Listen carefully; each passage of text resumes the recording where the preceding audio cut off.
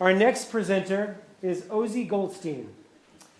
Ozzy is a double major in environmental studies and philosophy. Or is he? No, he is. He also has a minor in environmental science and terrestrial resource management. Ozzy will be graduating in spring of 2023 and following that up with graduate study in environmental education. Dedication to education shows in pretty much everything Ozzy has done here at the university. He spent 2 years being a first-year interest group peer educator. He was also TA for Environment 280, that's Natural History of the Puget Sound region with our very own Tim Bello. That's hashtag Tim Bello.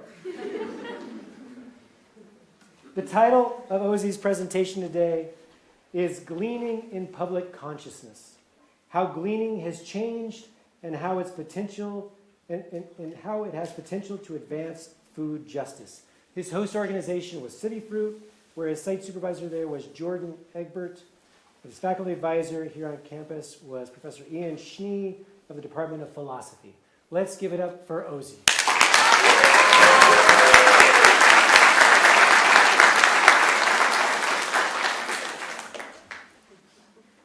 So over the summer, I worked with City Fruit, gleaning from urban fruit trees. And during my time there, I did the work of gleaning. I distributed food, and I got to meet with people all along the gleaning system, from people who receive food assistance to people who donate food.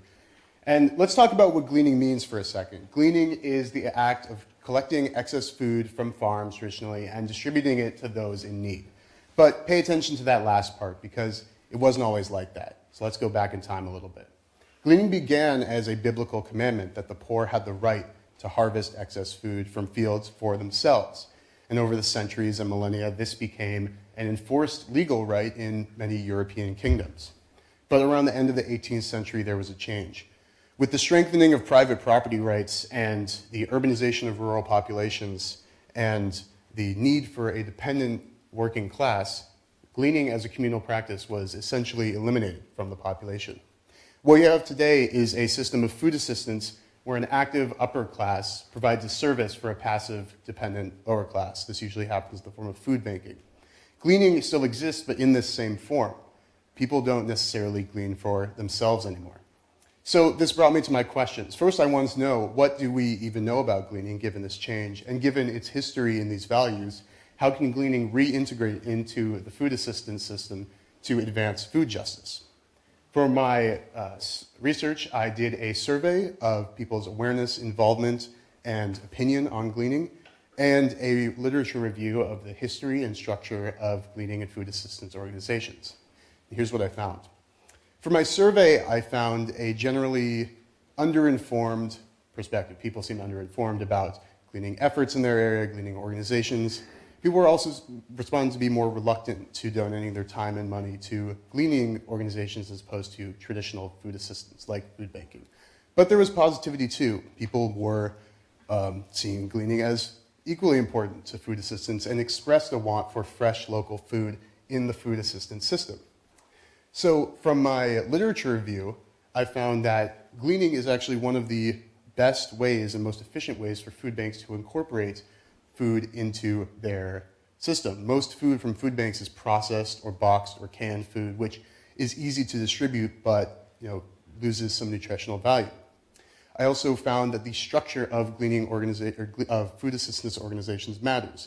While an organization might provide food, if it disempowers people by not including them, then it can still be harmful.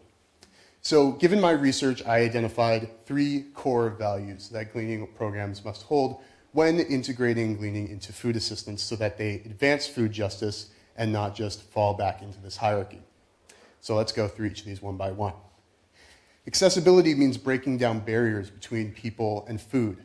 One such barrier is economic means testing.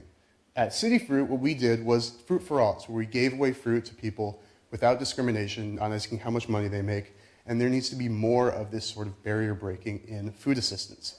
We also need to radically rethink urban ecological infrastructure, such as what the Beacon Food Forest does, which is turning urban green spaces into places that produce food where people in the surrounding communities can harvest from.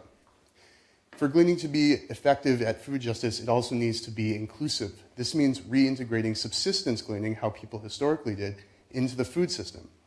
And gleaning programs, gleaning organizations, and food assistance organizations have an institutional power that they can use to facilitate subsistence gleaning.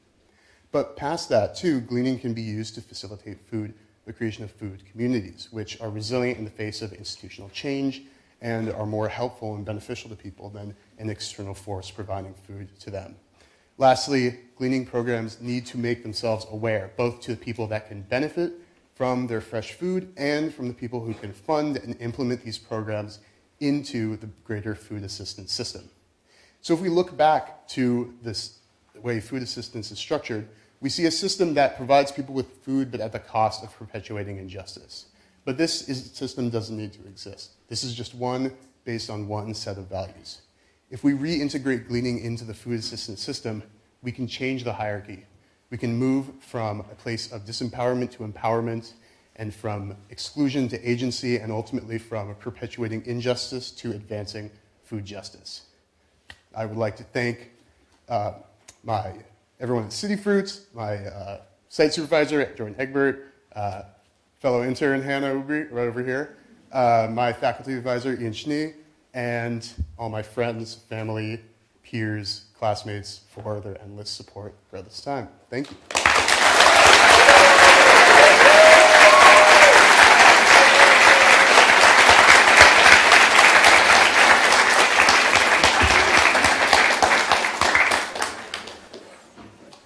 Questions for Ozzy?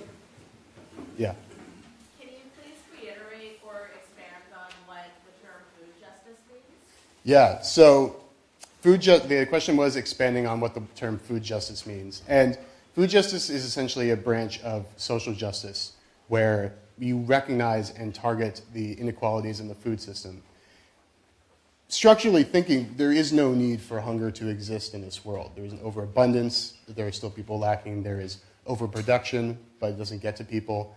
And it's a way of focusing on the food system and reframing this, reworking the structure to make it a more just system.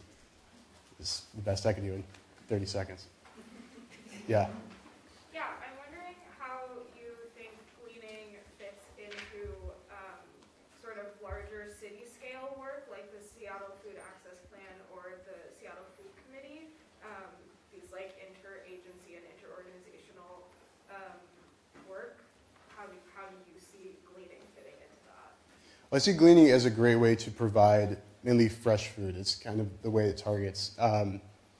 What we did at City Fruit, a couple times we were able to go to actual farms that had set aside part of their crop for nonprofit organizations to glean.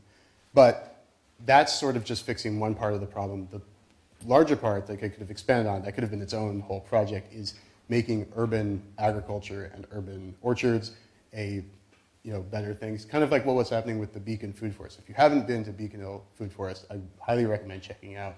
It's an amazing use of urban green space to essentially create a place full of food that the community can just come and anyone can harvest from. So that's sort of where I see gleaning fitting into that.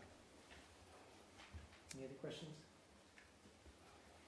Is there one in the back? There's one over here. History question. Yeah. So you said you were Excuse really me. fascinated at the beginning to gleaning and biblical or classical times, and then said property rights made it go away. Could you talk more about the change where gleaning sort of stopped working?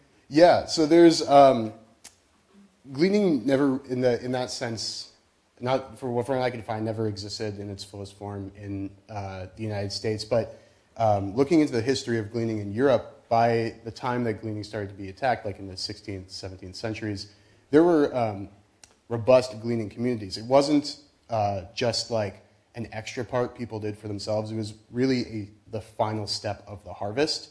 Was peasant class going through and harvesting it. So what happened, and there are specific court cases. I think the one in England was called like Houghton versus Steele, which. Excuse me, I have to cough.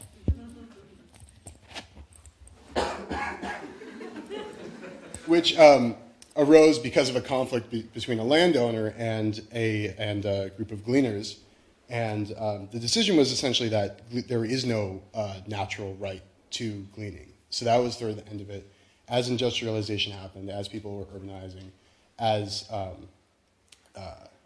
the importance of enclosures in farming became more important, it was essentially an effort by both the property owners and by the government to create a working class that was more dependent on them. All right, well, thank you so much.